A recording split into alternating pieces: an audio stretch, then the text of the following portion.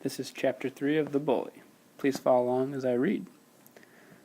On the following Sunday, before Daryl's first day at Blueford, his mother asked him to walk to the supermarket to pick up some groceries. She said the store was only 4 blocks away. Daryl was nervous about going out again, but it was early Sunday, so he thought everything might be okay.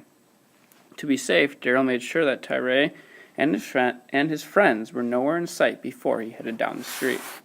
The supermarket was nicer than the one back home. The aisles were cleaner, and the vegetables did not look as old and limp as they did in Philadelphia. Some things were the same, though. Security guards were posted at the doors to stop people from stealing, and the line seemed long and slow. After Daryl gathered all the things on his mother's list, he moved to the nearest checkout. In front of him was a pretty girl reading a magazine. Daryl noticed she was wearing a snug blue t-shirt with the words Blueford High Buccaneers printed on the back. The image of a pirate's face with a patch over his eye filled the rest of her back. Daryl's heart raced. Here was a chance to meet a girl from Blueford. He wanted desperately to say hi, but he did not know what he would say after that. He did not want to make a fool of himself. He had decided it would be better to keep quiet when she suddenly looked up from her magazine and smiled. "Hi," she said. "Hi," Daryl said in a voice barely above a whisper. The girl had warm brown eyes and a friendly smile. She was a bit taller than he was. Most girls his age were. He thought it would be great to be friends with her, but he still could not think of anything to say. He wondered what Malik would do in his shoes. "I should have known not to come in on a Sunday morning," she said. "That's when everyone does their shopping, and the lines take forever. I can't stand being stuck here doing nothing." She put the magazine back in the rack. Page 30 and 31. "Yeah, I know what you mean. The other day I took a bus ride that lasted for 3 days. I almost went crazy sitting still that long," Daryl said. "You traveled that long just to get here?" she said, seeming surprised. "Where are you from?" "Philadelphia. My mom and I moved 'cause she got a good job out here. Tomorrow I start school at Blueford," he said.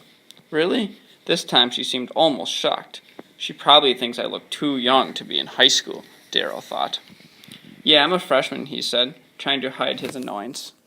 "I thought you looked like one," she laughed. "So am I.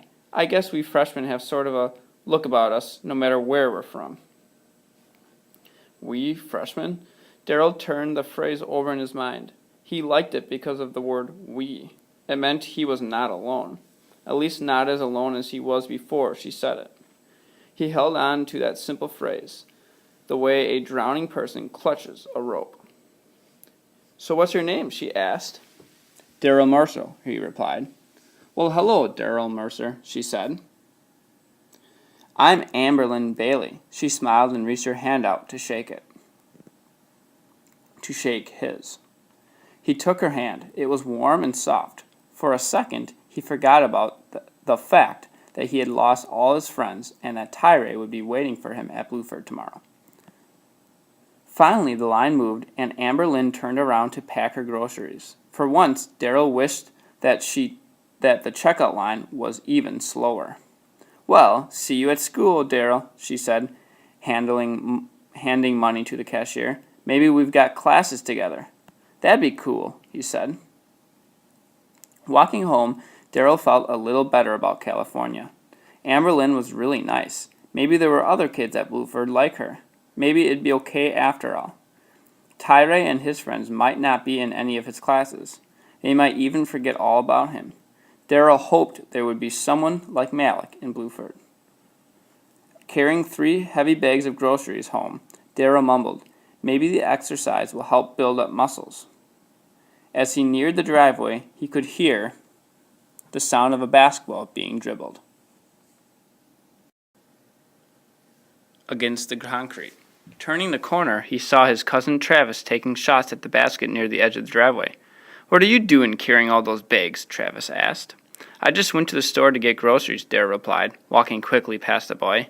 "When we go to the store, we take my dad's new truck. It's a Nissan. What kind of car does your mom drive?"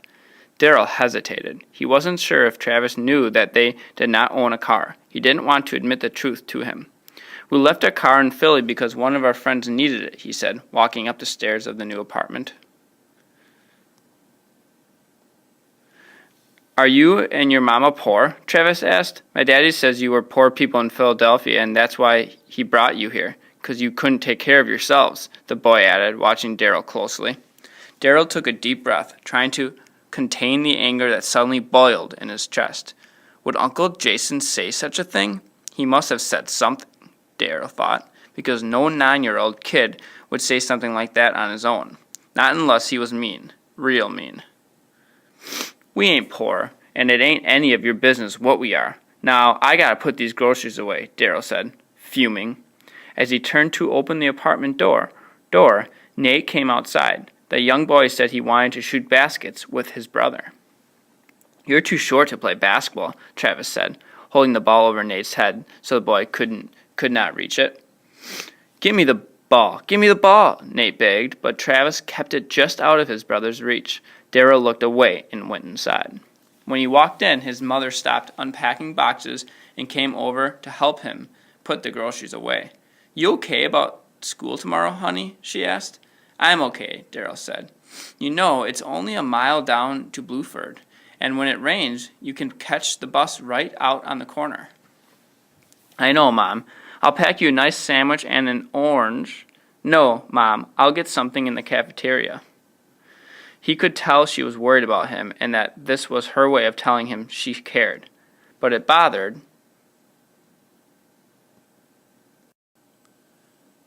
him when she treated him like a baby. It only made him feel smaller. He wished she would just leave him alone.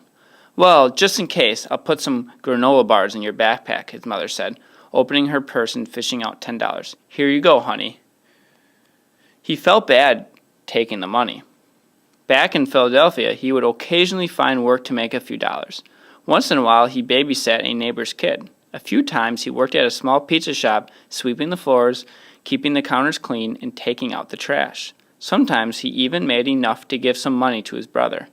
Maybe I'll find a job here, Mom. You know, like the ones I had back home, he said. Don't you worry, honey, she replied. I'm making better money now. You just concentrate on school. As his mother spoke, Darrell heard a muffled yell come from outside. He walked to the door and looked out to see Travis and Nate fighting in the driveway. Nate was lying on his stomach. His arm was twisted behind his back, and Travis was straddling him, saying, Say you're sorry. You better say it, or I'll twist it harder. Say it. Nate was whimpering. Dirt and pieces of leaves were in his hair. He was struggling, but he was unable to escape his bigger brother. Darrell could not bear to watch. He knew how Nate felt. He had been in that position before. He remembered the times Jermaine hurt him and no one stepped in to help. No matter where he went, it seemed like there always were bigger kids who liked to show how strong they were by picking on smaller, weaker people. Now he was seeing the same thing happening in his own family. He could not sit still and let it happen. Darrell bolted out of the apartment, jumped down the steps, and moved in behind Travis. Then in one quick motion, he wrapped his arms around Travis's chest and yanked the larger boy off his brother. Stunned, Travis kicked and squirmed until Darrell let go. Keep your hands off me, Travis yelled. Pick on someone your own size next time, Darrell said. His pulse was pounding. I'm going to tell my dad what you did, Travis screamed, enraged that Darrell had interfered. The yelling drew Uncle Jason from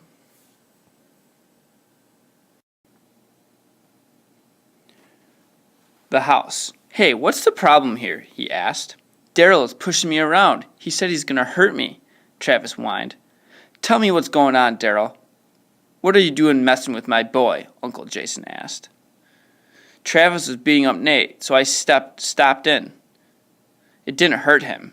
I didn't hurt him, Darrell said. Uncle Jason started smiling and nodding before Darrell finished his sentence. His face seemed to brighten, as if something pleased him. Those boys like to play a little rough, Darrell. That's a part of boys growing up that you've been missing out on. I'm hoping living here with us will give you a little of what you've been missing. He threw an arm around Daryl's shoulders. Don't worry when you see the boys playing rough.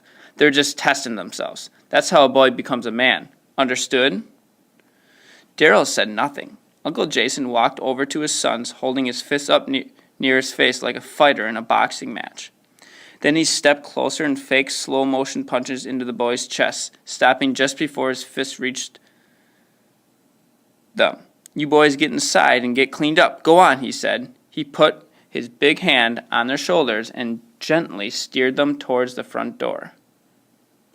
Travis grinned at his father, but Daryl noticed a different look in Nate's eyes. The little boy was rubbing the arm Travis had twisted, and though he said nothing, Daryl could read the look as if it were a word written on a sheet of paper. There was hatred in Nate's face. Daryl knew that feeling well. Poor Nate, he thought. He decided he would watch out for his little cousin no matter what his uncle said.